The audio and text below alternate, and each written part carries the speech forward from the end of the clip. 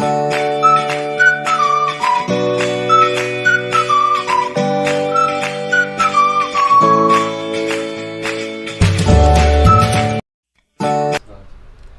viewers, welcome to Girls Closet, where we discuss everything relating to girls, from fashion, relationship, just everything that relates to girls. So today, as usual, we are going to dive into a little bit of politics before we dive into the real girls talk. But on the set today, we have a Let me introduce myself first. I am Adini Adiola, and this is beautiful Gladys and Zubi Glad and wonderful Abisi. And on the set today, we have so we have Kizito in the house. So we are going to be listing. Yesterday we talked about Tinubu and Atiku, their achievements. So today, please. We talk about Peter Obi and Tinubu, their achievements as a governor. So today we are going to be talking 10 things about Tinubu, Atiku, and Peter Obi. Yes, 10 things, because we don't have to exclude Atiku. He's also a presidential aspirant of the PDP. So let's dive in. But first of all, can you guys say anything about this Atiku, especially Atiku? Because we have been talking more of Tinubu and Peter Obi. So yesterday I said something like, I don't know why people are not saying much about Atiku Abubakar, even though he's a heavyweight in the PDP and in this presidential contest.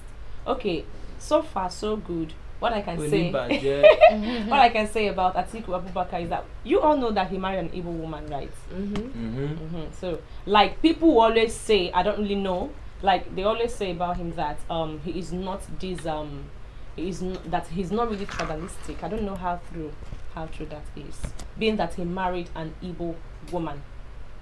It's not about being tribalist. That's what people say. Okay. Is that you get. There is something that he did one, and that the case of that Deborah that was burnt to death. Yeah, then he put up a write-up on his Facebook, and then because of Hausa's intervention, telling not even Hausa's Muslim. Okay, particular Muslim cleric. The northern part especially, like, why would they write such a thing that they would not support him again? Then immediately brought it down like at their own mercy, because he wants to be voted in as a president. I don't think that's right. What is it then was not right at that at that time though, a lot of people had faith in him. And a lot of people were actually behind him. But after he made that post and deleted it on Twitter, that's when he lost some fans. You understand? From the Islamic side. Not everybody. I remember where I live, there's this neighbor of mine who said, I thought we could have believed in Atiku Abubakar, but then after this thing that he has done, I don't think I'll be able to vote for him again. So why couldn't he stand on his right? He made a post because he was how will I put it? Because he was questioned, he now denied that he wasn't the one that made it, rather his aides, people working for him. All right, so the one who made the post. Yeah, the people that made the post, he denied that he was the one. So I remember that my neighbor saying that I could have believed in him, but after he did this, I lost interest in him, and because of this, I won't vote for him again. If he can do this while he has not even won the election, if he now wins, who knows what he's going to do? I will say we deny us. So that was what the person said actually, and that's what I can say. Coming to Peter Obi is this kind of person who is sound intellectually, and the man is just there. Like we all know, he has made when he was the governor of Anambra State, he broke a lot of remarkable records. Yesterday when we were talking about Peter Obi, after we left the show, someone dropped a comment.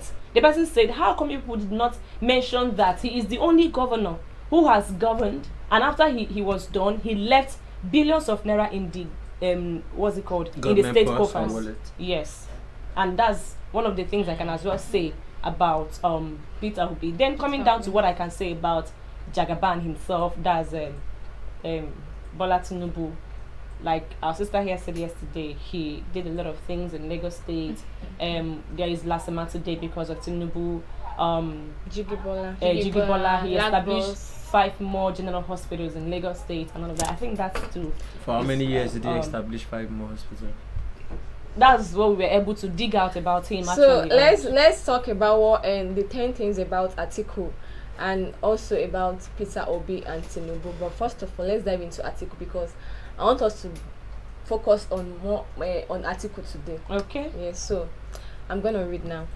Atiku Abubakar contested the Social Democratic Party presidential primaries, losing to Moshood Abiola and Babagana Kingigbe.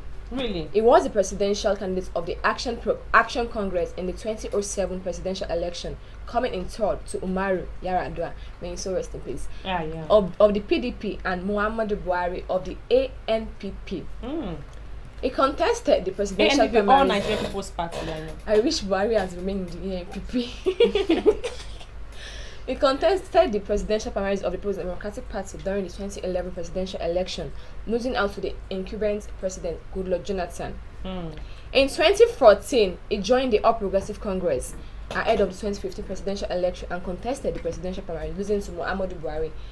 In 2017, he returned to the People's Democratic Party and was the party presidential candidate during the 2019 presidential election. One place? Why they wrong? You know now, you live for where we favor him now. Where exactly? You know, if A doesn't work, B does work. So that's it. Okay. Go on. Okay. So, pardon me, please. As the People's Democratic Party candidate in the 2023 Nigerian presidential election. Okay, that's 2023. This forthcoming. Yes. So he was born on November 25, 1946, in Jeddah, a village which was under the administration of the British Cameroons. The territory later joined the Federation of Nigeria in the 1961 British Cameroons referendum. His father, Garba Abubakar, was a Fulani trader and farmer, and his mother was Aisha Kande. He was named after his paternal grandfather, Atiku Abdulkadir, who hails from Umo, Sokoto State, and migrated to the Kojoli village at Jada, Adamawa State. His maternal grandfather, called Enuwa Dotse, migrated to Jada, Adamawa State from Dutse, Jigawa State. He became the only child of his parents when his only sister died at infancy. His father died by drowning while crossing river to Tongo. What's that now? I don't understand. What doesn't sound funny? I'm sorry. May you so rest in peace. His father died by drowning while crossing a river to Tongo, a neighboring village to Jada. You know these things like I don't understand. What was his educational background? Let me talk about his educational background. I'm about to move to that now. Okay, in his educational background, his father was opposed to the idea of Western education and tried to keep Atiku Abubakar out of the traditional school system.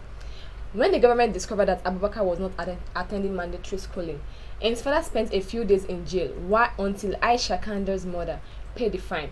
At the age of 8, Abubakar enrolled in the Jada Primary School, Adamawa. After completing his primary school education in 1960, he was admitted into Adamawa Provincial Secondary School in the same year alongside 59 other students. He graduated from secondary school in 1965 after he made grade 3 in West African Senior School Certificate Examination. Following secondary school, he studied a short while at the Nigeria Police College in Kaduna. Okay, you went to police college. Okay. He left the college when he was unable to present an O-level mathematics result. You don't do exam. You don't get result. You guys stop. Seriously, like my point is, I don't know for others. I don't know for you.